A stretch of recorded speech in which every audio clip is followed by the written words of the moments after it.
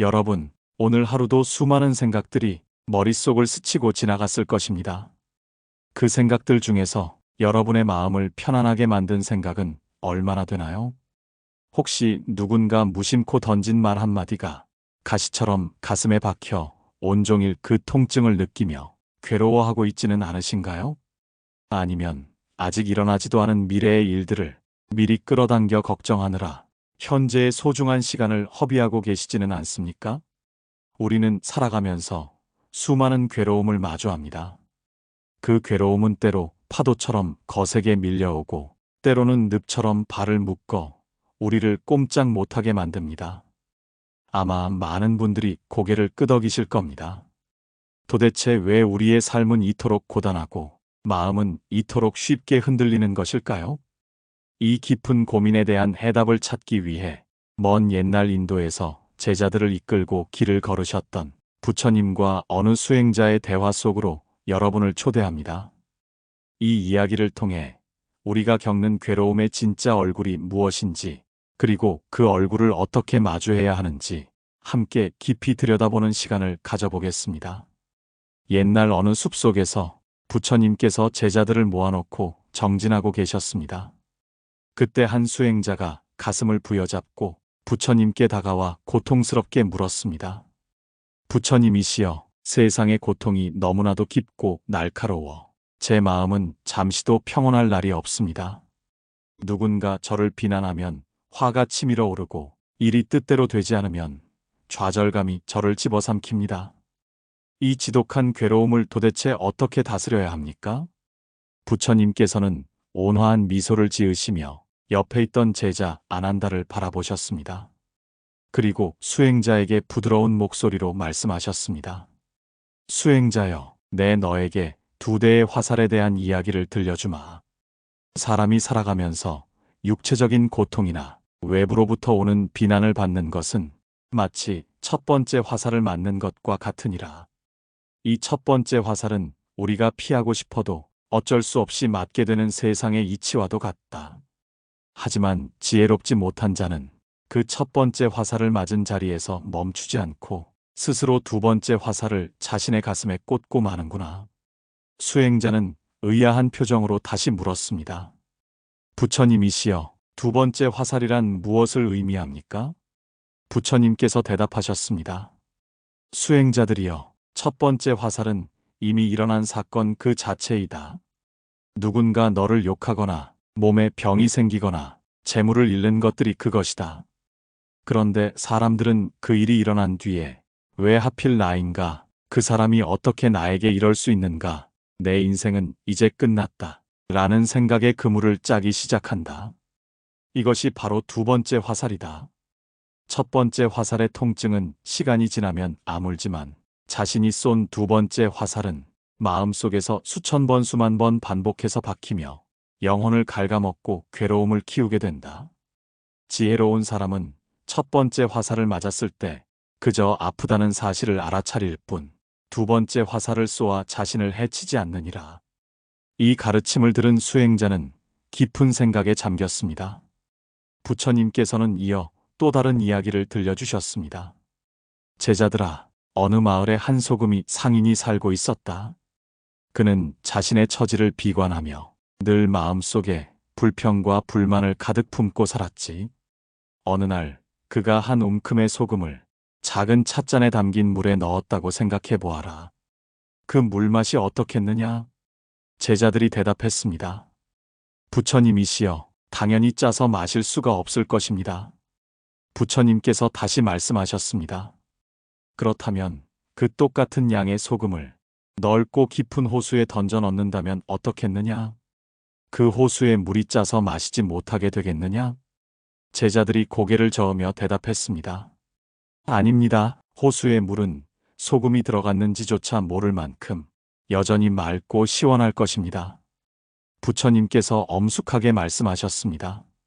제자야, 내 마음의 괴로움도 이와 같다. 내 마음이 작은 찻잔과 같다면 사소한 비난이나 작은 불행이라는 소금 한 움큼에도 내 삶은 온통 짜고 고통스럽게 변할 것이다. 하지만 내 마음을 저 넓은 호수처럼 넓힌다면 어떤 고통과 시련이 찾아와도 그것은 내 삶의 본질을 흐리지 못할 것이다. 괴로움은 소금의 양에 있는 것이 아니라 그 소금을 담는 내 마음의 그릇 크기에 달려 있느니라. 이처럼 부처님께서는 모든 고통의 원인이 외부에 있는 것이 아니라 그것을 바라보는 우리의 시선과 마음의 크기에 있음을 강조하셨습니다. 또 다른 일화가 있습니다. 부처님께서 길을 가시던 중 한 남자가 나타나 부처님께 심한 욕설을 퍼부었습니다. 부처님께서는 아무런 대꾸도 하지 않으시고 그저 묵묵히 그 남자를 바라만 보셨습니다. 남자가 지쳐서 입을 다물자 부처님께서 아난다에게 말씀하셨습니다. 아난다야, 만약 어떤 사람이 다른 사람에게 선물을 주려는데 상대방이 그 선물을 받지 않는다면 그 선물은 누구의 것이 되겠느냐? 아난다가 대답했습니다. 그것은 당연히 선물을 주려 했던 사람의 것입니다. 부처님께서 고개를 끄덕이며 그 남자에게 말씀하셨습니다. 그대여, 방금 그대가 나에게 준 욕설이라는 선물을 나는 받지 않겠노라.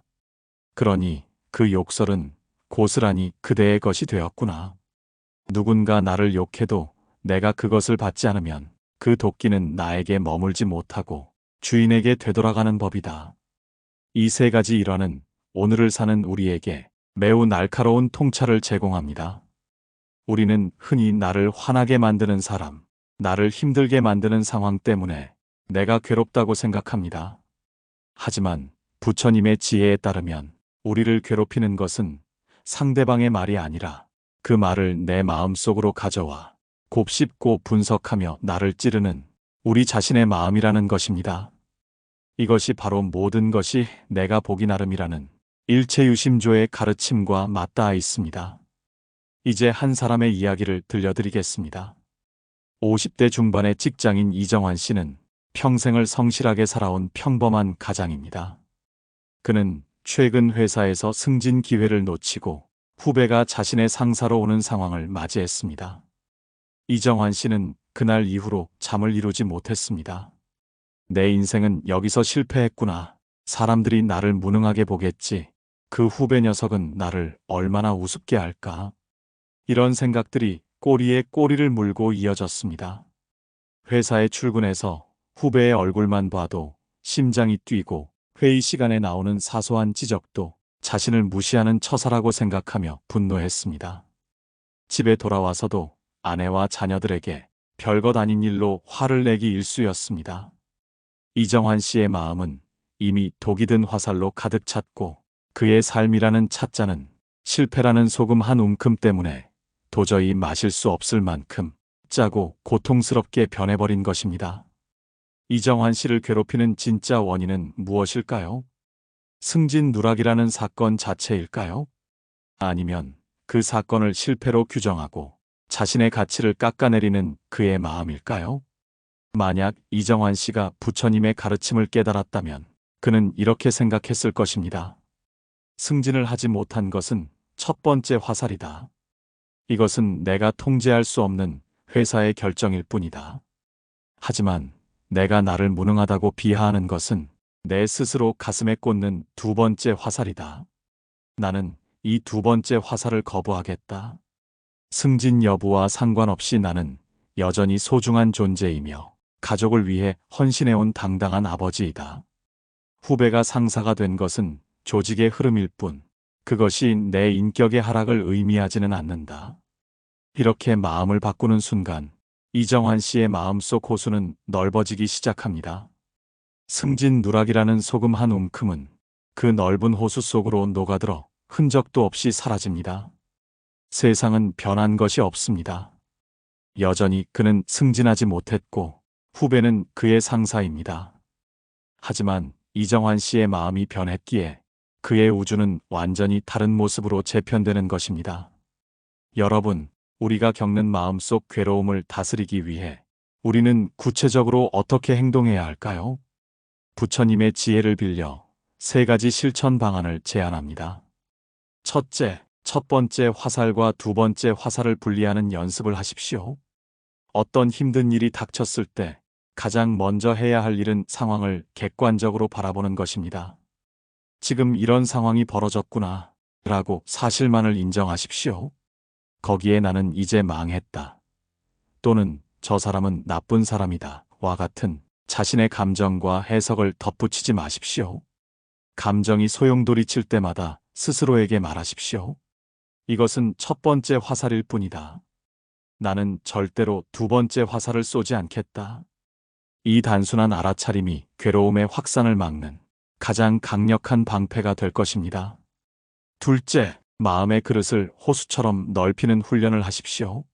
내 마음이 좁으면 작은 돌멩이 하나에도 큰 파도가 일지만 내 마음이 넓으면 거대한 바위가 떨어져도 잠시 일렁일 뿐입니다.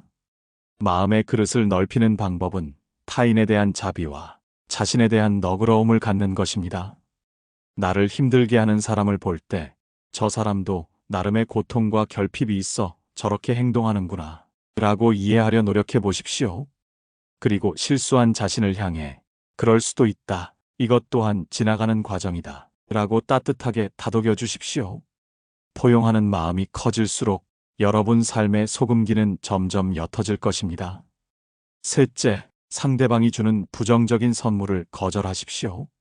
누군가 여러분에게 독서를 내뱉거나 무례한 태도를 보일 때 그것을 마음 깊이 받아들여 상처 입지 마십시오. 그것은 그 사람의 인격에서 나온 쓰레기일 뿐입니다. 그 쓰레기를 굳이 여러분의 안방까지 들여와 냄새를 맡으며 괴로워할 이유가 전혀 없습니다. 그것은 당신의 생각일 뿐 나의 진실이 아니다. 라고 마음속으로 선을 그으십시오. 주지 않는 선물을 받을 수 없듯이 여러분이 허락하지 않는 한 그 누구도 여러분의 마음에 상처를 입힐 수 없습니다. 부처님께서는 마지막으로 제자들에게 이런 말씀을 남기셨습니다. 제자들아, 세상 모든 것은 변하느니라. 너희를 괴롭히는 그 감정도 영원히 머물 것 같은 그 고통도 인연이 닿으면 안개처럼 사라질 환상에 불과하다. 그런데 왜 그 실체 없는 그림자를 붙잡고 진짜 너의 삶을 낭비하려 하느냐? 거울에 비친 모습이 더럽다고 해서 거울 자체를 닦으려 하지 마라. 내 얼굴에 묻은 먼지를 닦아내면 거울 속의 세상은 저절로 깨끗해지는 법이다. 여러분, 우리의 마음은 마치 투명한 물과 같습니다.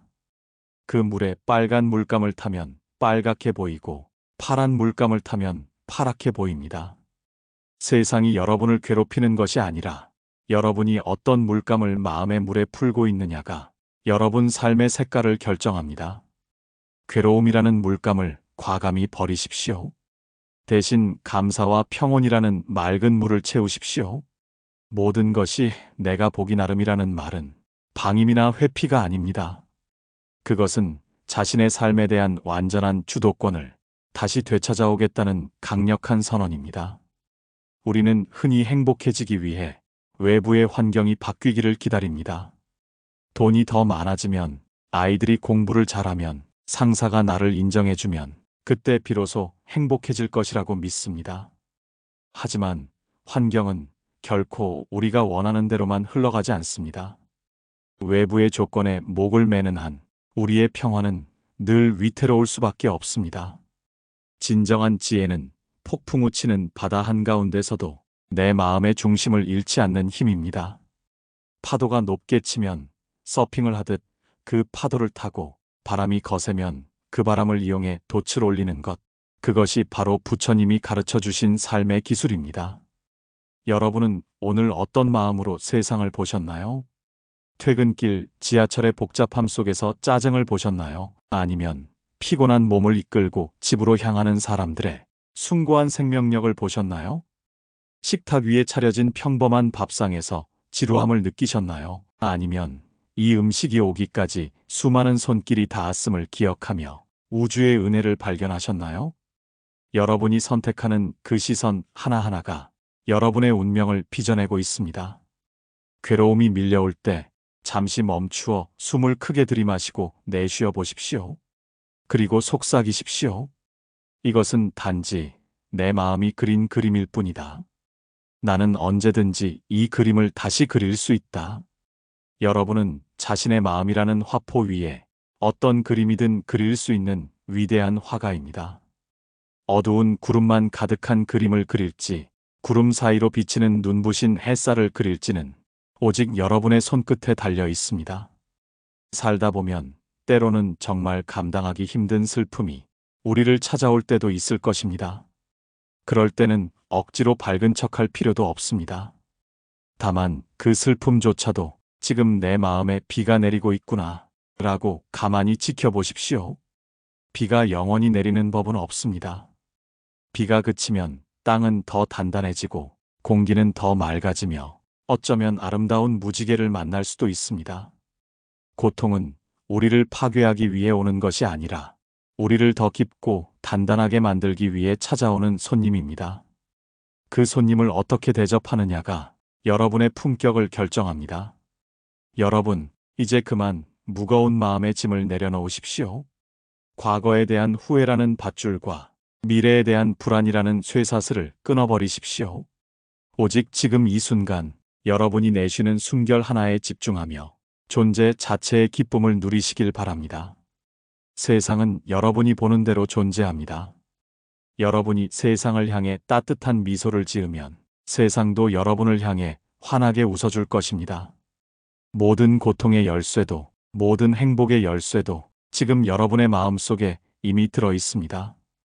부처님께서 길 위에서 수많은 사람들에게 전하셨던 그 평온함이 지금 이 원고를 듣고 계신 여러분의 가슴에도 은은한 향기처럼 스며들기를 소망합니다. 마음속의 어둠을 걷어내고 스스로 빛나는 존재가 되십시오.